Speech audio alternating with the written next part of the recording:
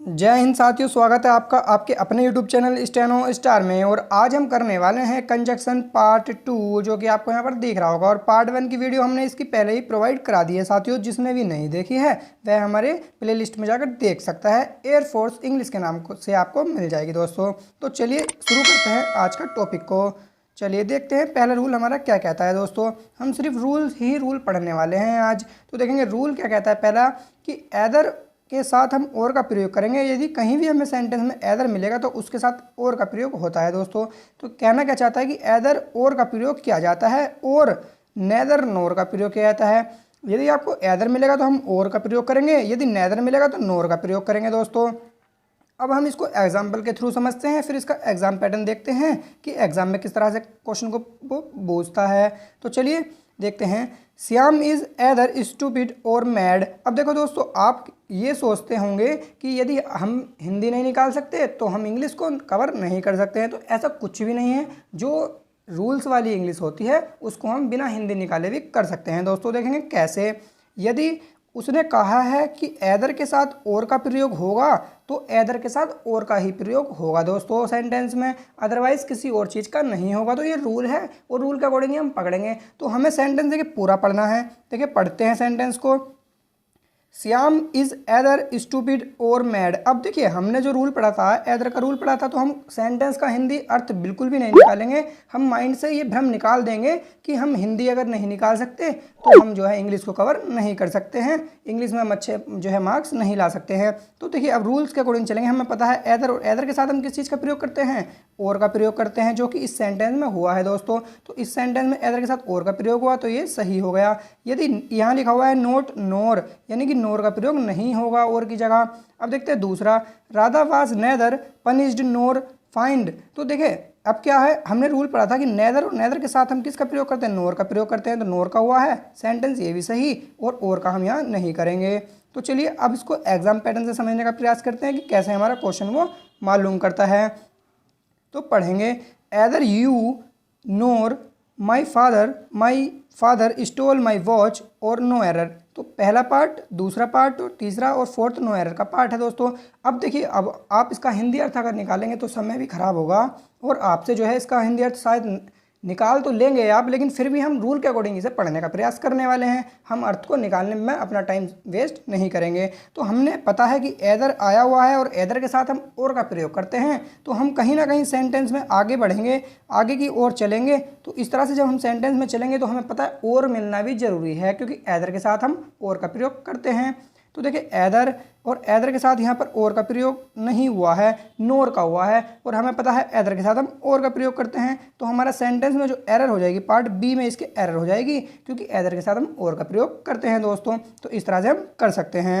Next देखते हैं दूसरा example, she is neither your friend और यूअर एनिमी। तो देखिए दोस्तों, यहाँ पर 4 पार्ट हैं। अब बताइए किस पार्ट में एरर है। तो पार्ट सी में इसके एरर है। क्यों? क्योंकि नेदर के साथ हम नोर का प्रयोग करते हैं, यह हमने रूल पढ़ रखा है। तो अब देखिए बिल्कुल ही आपको हिंदी अर्थ निकालने की आवश्यकता नहीं पड़ी। इसी तरह से हम आगे को भी पढ़ने वाले हैं। इसके सी पार्ट में एरर हो गई है दोस्तों। यदि नेदर की जगह यहाँ और नोर होता ना, यहाँ पर नेदर के साथ नोर होता तो हमारा सेंटेंस सही हो जाता।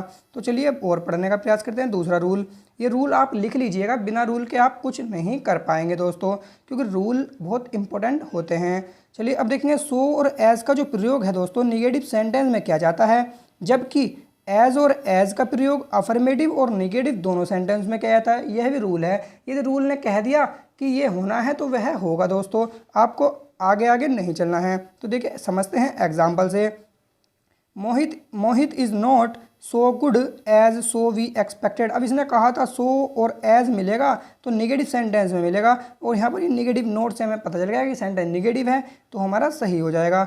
अब इसने क्या कहा था, एज और एज निगेटिव और अफर्मेटिव दोनों में मिल सकते हैं। तो देखेंगे एज यहाँ पर आया हुआ है, एज, और ये सेंटेंस हमारा अफर्मेटिव है, और ये नॉट आया है और एज आया है, एज आया है, तो ये सेंटेंस हमारा निगेटिव है। तो निगेटिव में हम और अफर्मेटिव में एज और एज का प्रयोग करते हैं, जबकि निगेटिव में खाली सो और एज का प्रयोग करते हैं। तो समझेंगे आप एग्जाम पैटर्न से किस तरह से आपसे क्वेश्चन मालूम करता है। तो Shyam is so good as we expected, और नो एरर का पार्ट दिया है लास्ट में। तो अब कैसे होगा देखते हैं। चलिए तो दोस्तों अब देखो, इसने कहा था जो हमारा दिया है श्याम इज सो, तो सो और एज आ गया, सही बात है। लेकिन सो और एज का जो रूल है वो हम निगेटिव सेंटेंस में फॉलो करते हैं। तो ये सेंटेंस तो नोट यहाँ पर दिया नहीं है इन्होंने। सेंटेंस अफर्मेटिव है और अफर्मेटिव में हम एज और एज का प्रयोग करते हैं। तो कहीं ना कहीं सेंटेंस हमारा यहाँ निगेटिव होना चाहिए था, इस नोट आना चाहिए था, तब जाकर सो और एज का सेंटेंस हमारा करेक्ट होता दोस्तों। या फिर इस सो की जगह एज का प्रयोग करो तो हमारा सेंटेंस करेक्ट होगा।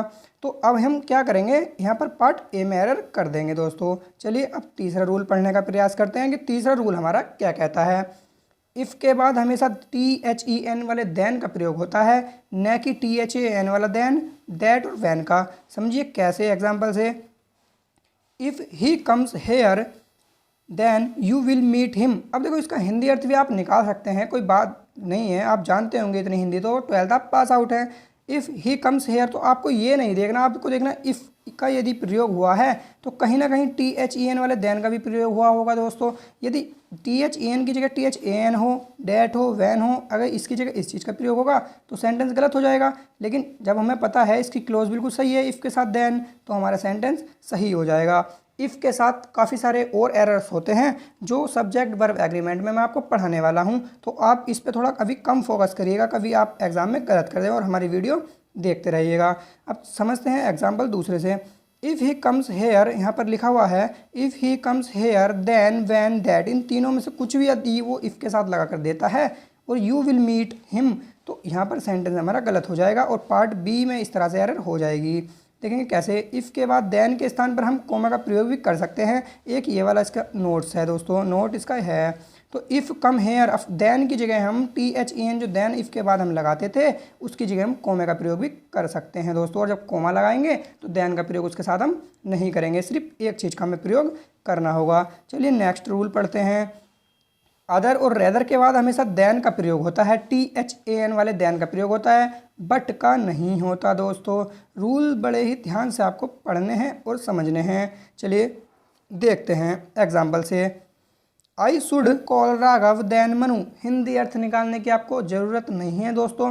आपने पता चला यहाँ पर रेदर का प्रयोग हुआ है और रेदर के साथ हम THAN वाले देन का प्रयोग करते हैं, जो कि यहाँ पर हुआ है, तो सेंटेंस हमारा सही हो जाएगा। अरे ये दूसरा सेंटेंस इधर कैसे देगा ये देखते हैं। तो I should rather call Raghav, अब देखिए देन की जगह यहाँ बट का प्रयोग हो गया, जबकि हमने रूल क्या पढ़ा है कि अदर और रेदर के बाद हमेशा देन का प्रयोग होता है। लेकिन देन कौन सा होना चाहिए, THAN वाला देन, तो यहाँ पर नहीं हुआ, तो सेंटेंस हमारा गलत हो जाएगा दोस्तों। चलिए नेक्स्ट जो है रूल समझने का प्रयास करते हैं कि दूसरा रूल क्या कहता है। वेदर के बाद हमेशा और का प्रयोग होता है, रूल्स आप लिख लीजिएगा दोस्तों। वेदर के बाद और का प्रयोग होता है, नोर का, बट का और दैट का प्रयोग हम नहीं करते हैं। जैसे example, the student do not know whether the teacher will come और नॉट। तो देखें यहाँ पर हिंदी अर्थ आप निकालेंगे, समय खराब करेंगे, आप कहीं ना कहीं इसमें ऐसी चीज़ ढूंढने की कोशिश करिए जहाँ पर हमारे रूल्स को फॉलो, क्योंकि देखिए आप इसके कॉमन एरर पूछेगा तो आपसे भी यह नहीं कहेगा कि इसका हिंदी अर्थ निकालिए, आपको कहीं ना कहीं रूल जरूर देगा, वो कहीं ना कहीं उंगली जरूर करेगा दोस्तों। तो इसी वजह से आपको रूल पक्के होने चाहिए। तो देखो यहाँ पर वेदर का प्रयोग हुआ है और वेदर के साथ हमने रूल पढ़ रखा है कि और का प्रयोग होता है, जो कि यहाँ पर हुआ है दोस्तों, तो हमारा सेंटेंस बिल्कुल सही हो जाएगा।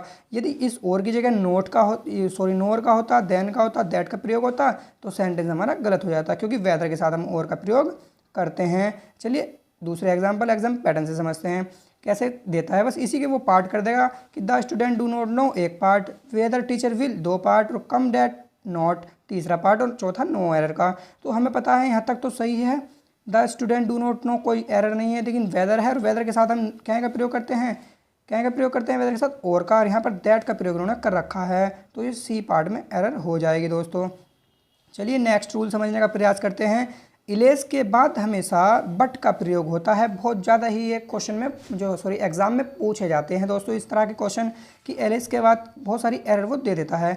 इलेज के बाद बट का प्रयोग होता है और इसके बाद जो है देन का और दैट का प्रयोग नहीं होता है दोस्तों। चलिए एग्जाम्पल से समझते हैं। Mohit wants nothing else but to marry Sonam, तो इसका जो है मोहित चाहता है, लेकिन इस तरह से समझ रहे होंगे ना कि शादी उससे नहीं हो सकती, इस तरह से अर्थ बिल्कुल मत निकालिए, मैं बिना अर्थ के आपको समझाने वाला हूँ। देखिए कैसे, मोहित वांट्स नथिंग इलेज। अब इलेज का यहाँ पर प्रयोग हुआ था, इलेज के साथ हम किस चीज़ का प्रयोग करते हैं, बट का प्रयोग करते हैं। ये रूल है हमारा, इलेज के साथ हमेशा बट का प्रयोग होगा दोस्तों। तो बट का प्रयोग यहाँ पर हुआ है तो सेंटेंस सही। मोहित वांट्स नथिंग इलेज देन का प्रयोग होगा तो सेंटेंस गलत हो जाएगा दोस्तों। इस तरह से रूल आप लिख लीजिएगा, विदाउट एनी रूल्स आप कुछ कर नहीं सकते हैं दोस्तों। चलिए, ऐसे ही बिटवीन के लिए भी एक रूल आता है कि बिटवीन के बाद हमेशा बट का प्रयोग होता है, टू का प्रयोग नहीं होता है। इससे भी जो है काफ़ी सारे क्वेश्चन जो है एग्जाम में पूछे जाते हैं दोस्तों। समझिए कैसे, you will go there between. अब देखिए बिटवीन का प्रयोग हुआ है, हिंदी अर्थ निकालने की आपको आवश्यकता नहीं है, तो कहीं ना कहीं बिटवीन के साथ हम एंड का प्रयोग करते हैं। तो एंड का प्रयोग हुआ है नहीं हुआ है दोस्तों, तो यहाँ पर सही हो जाएगा ये। यदि you will go there between 8 PM to 3 PM, अब हमें पता है टू का प्रयोग बिटवीन के साथ हम नहीं करते हैं, तो हम यहाँ पर ये सेंटेंस को गलत कर देंगे, क्योंकि बिटवीन के साथ हम एंड का प्रयोग करते हैं दोस्तों। बिटवीन मुन्ना एंड दया। अब देखिए बिटवीन का प्रयोग हुआ है तो बिटवीन का रूल कहता है कि बिटवीन के साथ एंड का प्रयोग होगा, जो कि यहाँ पर हुआ है, तो सेंटेंस हमारा करेक्ट हो जाएगा दोस्तों। बस इसी तरह से आपको एग्जाम में कंफर्म करने के लिए वो कहता है, एक तो क्वेश्चन आते हैं कॉमन एरर के एयरफोर्स लेवल में, तो आप बड़े अच्छे से ही इसको लिख लीजिएगा और याद कर लीजिएगा दोस्तों। देखिए कैसे गलती करता है, there is enmity between Munna to Daya. देखिए टू का प्रयोग बिटवीन के साथ हम नहीं करते हैं, बस इस तरह से वो यहाँ टू दे देगा, जबकि हमें बिटवीन के साथ एंड वाला जो है हमने रूल पढ़ रखा है, तो टू की जगह एंड का प्रयोग हो जाएगा, सेंटेंस सही हो जाएगा। यदि टू है तो सेंटेंस गलत है दोस्तों। चलिए नेक्स्ट रूल पढ़ते हैं।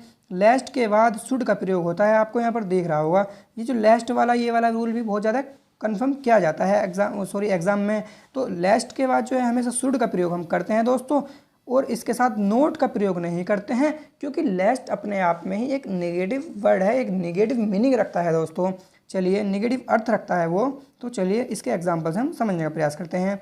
Walk carefully listen लेस्ट you should slip. जो है ये कहना चाहता है कि बहुत ध्यानपूर्वक चलना चाहिए, चलिए अन्यथा आप गिर जाओगे। तो हिंदी अर्थ आपको निकालने की कोई ज़रूरत नहीं है, मैंने आपको बताया है। तो केयरफुली या कुछ आपको इस तरह से मत निकालिए, आप डायरेक्टली कहीं ना कहीं ऐसा कुछ उसमें ढूंढिए जहाँ पर हमारा रूल अप्लाई होता हो, हमने जितने भी रूल पढ़े हों कहीं ना कहीं वो हमसे जो है टकराता हो। देखिए लास्ट यहाँ पर हमें टकराया, और लास्ट के साथ क्या होगा, लास्ट के साथ हम पता है क्या प्रयोग करते हैं, शुड का प्रयोग करते हैं, जो कि यहाँ पर हुआ है दोस्तों। तो लास्ट के साथ शुड का प्रयोग हुआ है तो करेक्ट हो जाएगा। और देखिए दूसरा, अगर लास्ट आया है दूसरे में और यहाँ पर वुड का प्रयोग किया है, तो बस इस तरह से आपको बिल्कुल कॉमन सी एरर देता है, बिल्कुल कॉमन सी, आप एकदम डिस्टर्ब हो जाते हो, एकदम होपलेस हो जाते हो, ये क्या है। और मतलब उसको समझने का प्रयास कीजिए कि वो कहना क्या चाहता है, रूल कहाँ पर फोकस जो है रूल को जो है फोकस करना चाहिए आपको दोस्तों। तो लास्ट के साथ हम शुड का प्रयोग करते हैं, ये गलत हो जाएगा क्योंकि यहाँ पर वुड का प्रयोग हुआ है।